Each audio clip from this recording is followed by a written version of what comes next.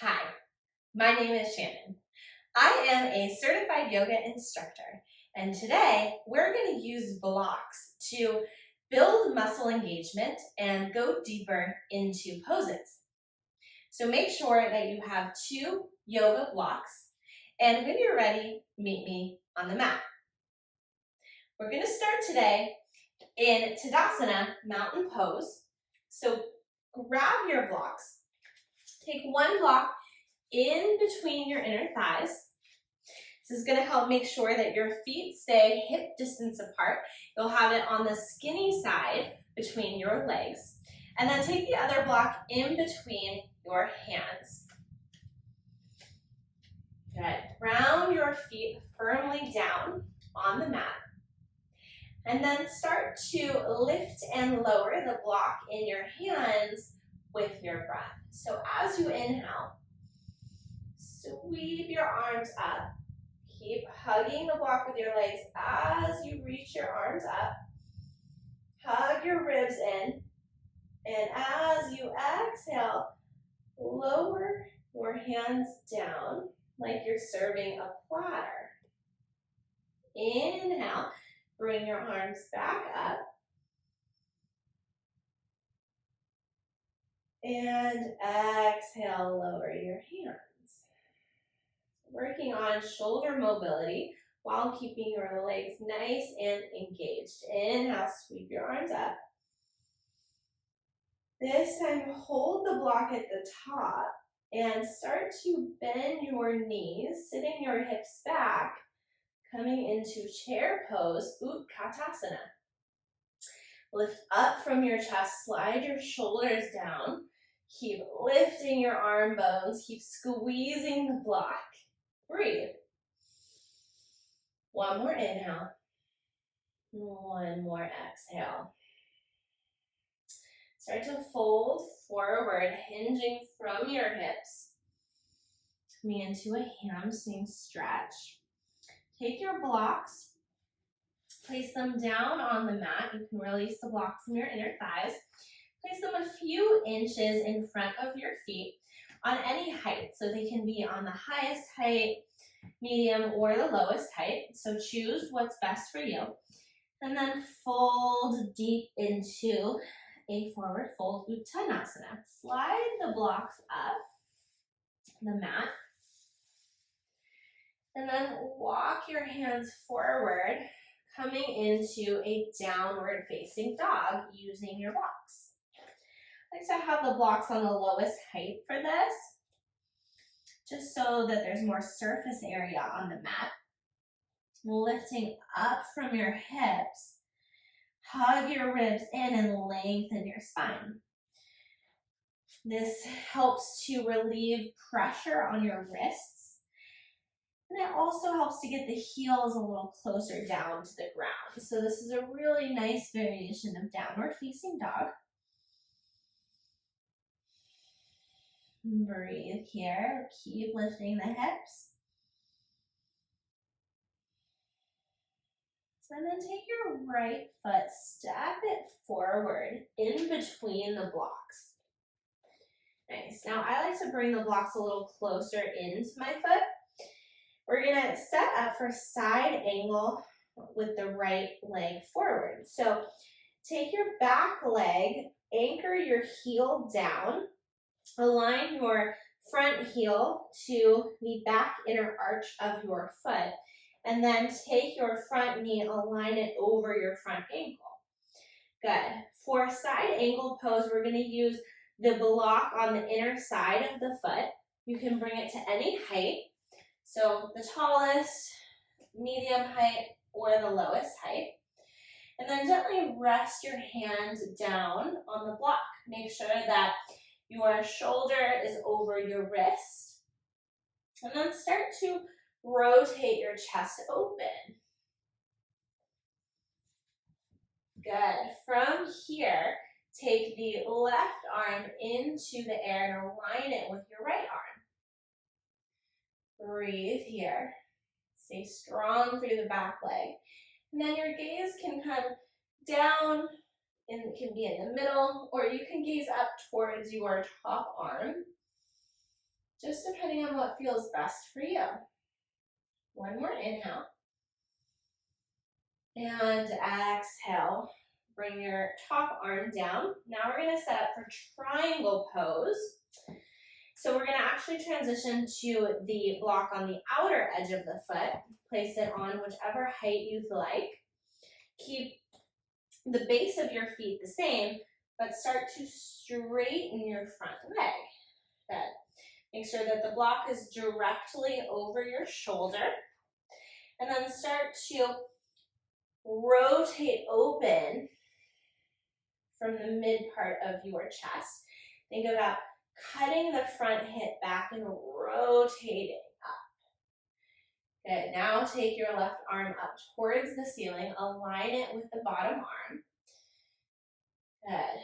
Hug the core in. And find a comfortable gaze with your neck. So be down, can be mid part, or you can gaze up towards the top arm. Breathe. One more inhale. And exhale, gently lower the top arm down. Good. Now we're gonna switch sides. So you can lift the back heel and then transition the front foot back and take the back foot forward. So now the left foot is in front. Again, kind of hug your blocks in to frame the foot. And then rotate your back heel down. Make sure it's heel to midfoot alignment. Take the front knee over the front ankle. Good. And then we're going to come into side angle pose. So pick whichever height of the block feels best and most supportive for you. Take your left hand on top of the block. Good. Keep stable through your legs and then start to twist the torso open. Good. From here, reach the right arm up. Good. Breathe here.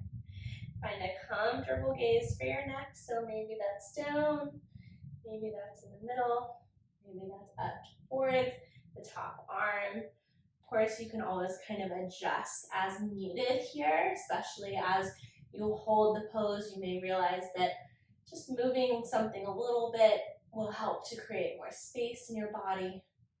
One more inhale. And exhale, lower the top arm down. Good. Now transitioning to the block in the back. I'll move this block out of the way so you can see. Finding whichever height you want to use today. The base of your feet will stay as they were before. You'll start to straighten the front leg. Cut the front hip back. And then start to rotate open through your torso. Again, make sure that the block is directly underneath your shoulder. And then when you're ready, take the right arm up. Okay, find that comfortable position for your neck. Maybe it's gazing down. Maybe it's looking in the middle. Or maybe your gaze is up towards the top arm. I find that looking at the top arm helps me twist open a little bit more. But find something that works for you here. Good. One more inhale. And exhale, release the top arm down. Good. From here, transition into a tabletop position. You can move your props out of the way. And onto all fours. And we're going to make our way into a hip opener pigeon pose using the blocks. So take your right knee forward to your right wrist. And then extend your back leg long. Now, with the right shin, find a comfortable position here. So it could be more traditional 90-degree angle, or maybe you have it more like a 45-degree angle, but finding something that works for you. Take one block, place it underneath the sits bones of the front leg,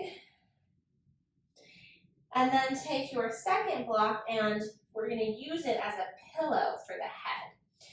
So first, elongate through your chest. Take an inhale. And as you exhale, start to fold forward. Find a height for your block that allows your neck to be in a neutral position. So blocks here help to elevate the ground. They take some of the pressure off the hip, and they also just allow the head to fully relax as you fold deeper. Really nice way to do pigeon pose. Should feel pretty supported, grounding. One more inhale. One more exhale. And then slowly start to come up. Good. Move your block away. Come back to a tabletop position. And we'll do the other side. You can take that block with you. Left knee is going to come to left wrist.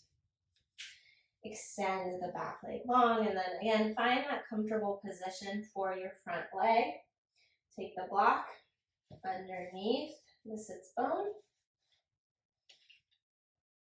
Lengthen through your chest, expand. As you exhale, come forward here. Find that comfortable position for the block to rest your head on. And just using your breath to release any extra tension that you might be holding on to. Blocks can really help make this pose more accessible. Eliminate any extra tension in the body so that you can really benefit from the stretch. One more inhale. And one more exhale. And slowly start to come up. Move the block out of the way. And then swing your legs around, making a seat on your mat. And then lower all the way down to the mat. Keep your knees bent. Take your blocks with you.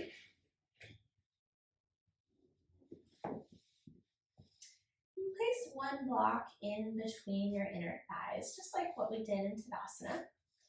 This will help to keep the inner thighs engaged, keep the feet hip distance apart. Then your other block is going to go underneath the sacrum. So when you're ready, lift your hips up, round your feet down, and then take the block, slide it underneath your lower back, sacrum. And then lengthen your fingers towards your heels and breathe here. So the block underneath you can be on any height. You can have it on the lowest height, medium height, or you can put it on the highest height for a deeper chest opener. This is really nice because it takes some of the work out of the glutes. And it allows for a more restorative variation, but we're still working the inner thighs because we've got the block squeezed between the legs. Keep your gaze up towards the ceiling so that your neck stays neutral. Breathe.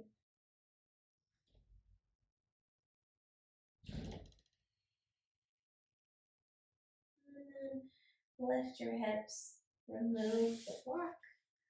Gently lower down to the ground and remove the block between the inner thighs. Touch the soles of your feet together. We're moving into our last pose, supported bound angle. Take both blocks, place them underneath your knees, and just rest. Place one hand on the heart and the other hand on the belly. Help you further tune into the breath. And the blocks here really just help to relieve some pressure in the hips, making this restorative and supportive.